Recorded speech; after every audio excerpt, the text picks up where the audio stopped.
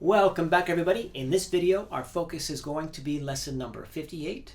And in lesson number 58, we have some new concepts that we need to go over.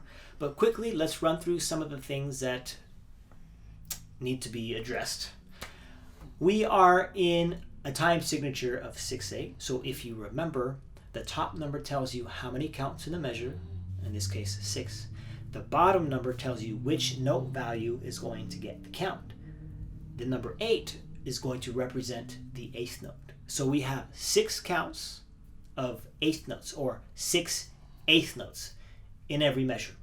So the eighth notes are now going to get the count, the 1, the 2, the 3, the 4, the 5, and the 6. So there's your time signature. Our key signature is going to be, it's going to be in the key of C. There is no sharp or flat in between the treble clef and the time signature. So that is clearly going to be the signature of either the key of C or the key of A minor. We are starting the song or the lesson by arpeggiating the C major chord, and we're finishing off with the notes E and C, which are notes in the C major triad. So clearly we have established the key of C, not the key of A minor. So there's that. And then from there, we're into some new material. So the very first note that you see is a G. You're going to play it with your middle finger. And notice how it's in a measure all by itself. That is an incomplete measure, right? Every measure is supposed to have 6 counts. This one only has 1. Remember, eighth notes get a count, right? So 1 count. So what's up with that? Well, that is what you call a pickup bar. And a pickup bar is simply just telling you that you're going to start before the first count. Whereas we would normally start on 1, 1, 2, 3, 4, 5, 6, 1. We are now going to start 1 count early, because a pickup bar is always notated with 1, is always notated backwards. So that G is on the 6th count. If there were 2 eighth notes, it would be the 5th and the 6th count. If there were 3 eighth notes, we start working our way backwards, it would be the 4th, the 5th, and the 6th count. So it's just like a head start. 1, 2, 3, 4, 5, 6, 1. We're starting a bit early, or 1 count early, to be exact. So there's your pickup bar. In the very first measure, because technically that G is not in, it's not the first measure. It's an incomplete measure, it doesn't really count. The first measure, in the very first measure, we have a E being played with our second finger here, and of course our thumb. It's a dotted quarter. If you remember, a dotted quarter note is equal to 3 eighth notes. So this is going to be 3 counts. 1, 2, 3. Notice it is connected with this little curved line to another E. And it's also going to be a dotted quarter, which is again 3 counts. That curved line is what you call a tie. And it is tying those 2 notes together. So that first E, which is 3 counts, is going to now be extended in length with 3 more counts, because it's being tied to another dotted quarter. So you have a dotted quarter note for 3 counts, and then you're going to add 3 more counts because it's being tied to a dotted quarter note. If that dotted quarter note were being tied to a longer note duration, then it would be held longer. It'd be 3 counts, 1, 2, 3, plus another 6, 7, 8 counts, however many counts that other note happens to be. Hopefully that makes sense. We're just making the length of one note is being extended by the length of the other note. They're being combined into one super note, I guess you could say. In the very next measure, it's no longer tied. It's just going to be a dotted half note, which actually, I don't understand why he would do that. Doesn't really make sense to me, unless I'm overlooking something, but I just briefly looked over this before I started to record.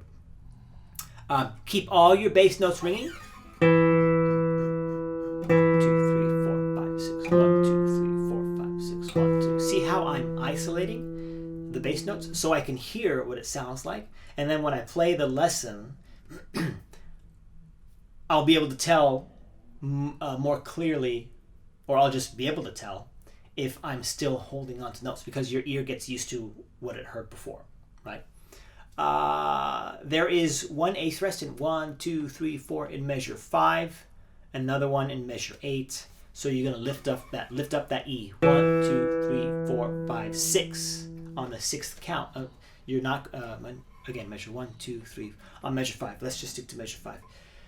That last count, that eighth rest, you're gonna lift off the E or stop it with your thumb. Either way. 1, 2, 3, 4, 5. Stop. Because now the dotted quarter is being tied to a quarter note. A quarter note is going to be in this time signature 2 counts, right? So we have 3 counts for the dotted quarter note plus the 2 counts of the quarter note. So that note, those 2 notes together, are going to be the length of 5 counts. So that 6th count, we have to stop. So I guess it's just a means for you to practice and understand how to apply that tie correctly to your music, right? To your playing. So our first tie, we have 3 counts being combined with 3 counts, 6 counts total. In measure 5, we got a dotted quarter note, which is 3 counts, being combined to a quarter note, which is 2 counts. So that note is going to be held for 5 counts. 1, 2, 3, 4, 5. Stop. And then in measure 8, you have that same rhythm again, or I guess, yeah, technically you just call it a rhythm, and so on and so forth. Okay? All right, so let me play through the first 4 bars, and I want to talk about the characteristics of this lesson. Sounds like this. And I'm going to count so you can hear the pickup bar in action. 1, 2, 3, 4, 5, 6. 1, 2, 3, 4, 5, 6. 1, 2, 3, 4, 5, 6. 1, 2, 3, 4, 5, 6. 1, 2, 3, 4, 5, 6. 1, 2, 3, 4, 5, 6.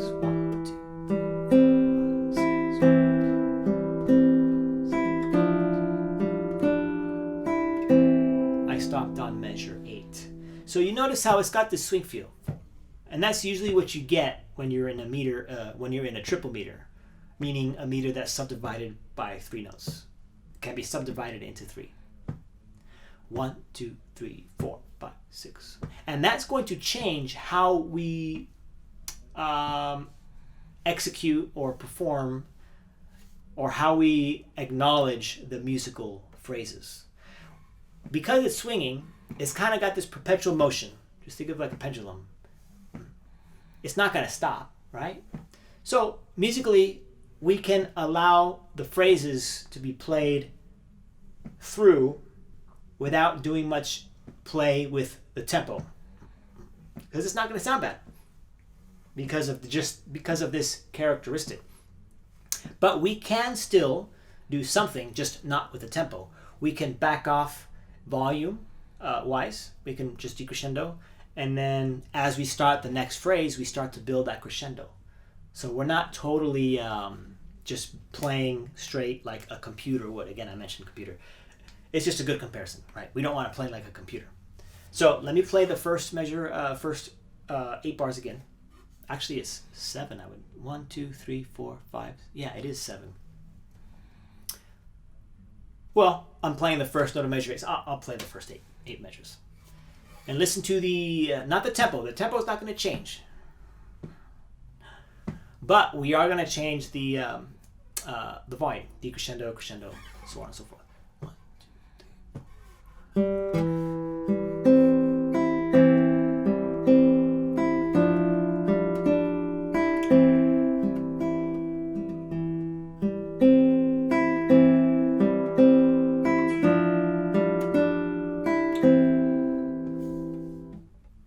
Hopefully you heard that. Just a little dip. And then it's going to create the illusion of us slowing down.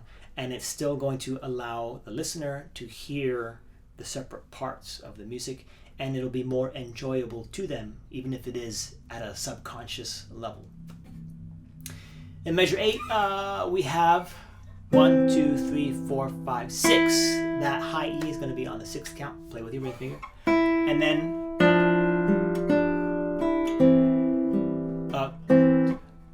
let me try that again. The pickup to measure 9. That's actually a good thing to go over. What I mean by the pickup to measure 9 is the last couple counts before measure 9, and it's dependent on how many notes that pickup is. If you remember in the beginning, we had a pickup bar of 1 note. It was a G, and it was on the 6th count.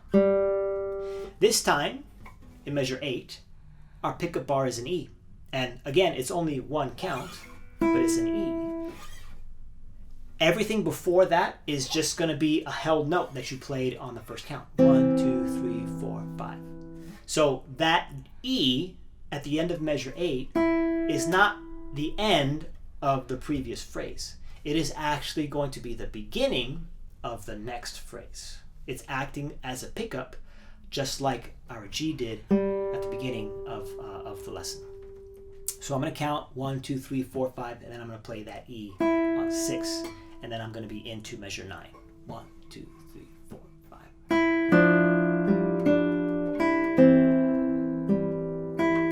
Oops. So that's 1, 2, 3. It's just 4 bars. Notice I played the same thing twice. And anytime we play the same thing twice, it's always a good idea to vary it a little bit. And I talked about this briefly in some of the previous lessons. So we could do, let's just do something very quickly and just spontaneously. We'll just play the second time that we repeat that little phrase, I guess. Right? Yeah, just like in the previous lesson, we have a shorter phrase. Da-na-na-na-na-na, da-na-na-na-na-na. It happens twice. So very short phrases. So the second time, the second phrase, we're going to go ahead and play Ponticello. It's going to make a big difference. 1, 2, 3, 4, 5. Oops. 1, 2, 3, 4, 5.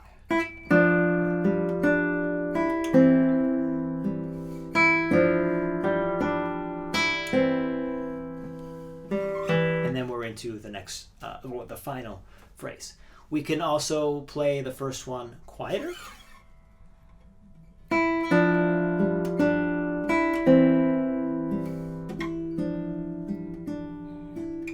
I didn't change the tone color. I may have gone even further up the fretboard. But most importantly, I backed off. I could do the opposite. I could play louder.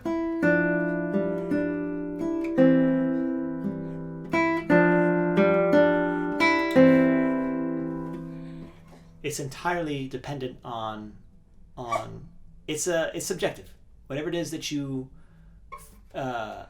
think is necessary, that's going to make it sound good to you. It's going to be different. Everybody's going to have their own interpretation. And then we finish it off.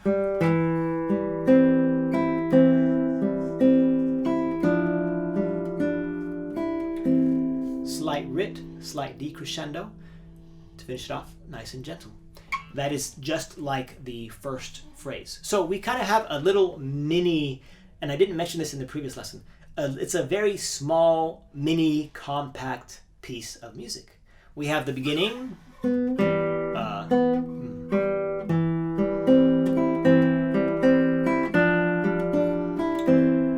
right? Happens again.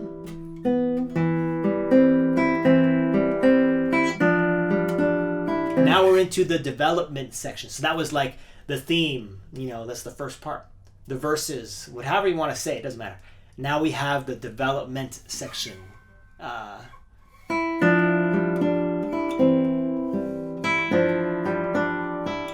And then now we're going back, we're recalling the beginning. I missed that note.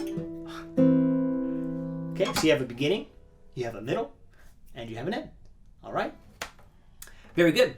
I believe I went over everything. Pretty sure I did. I will see all of you in lesson 59.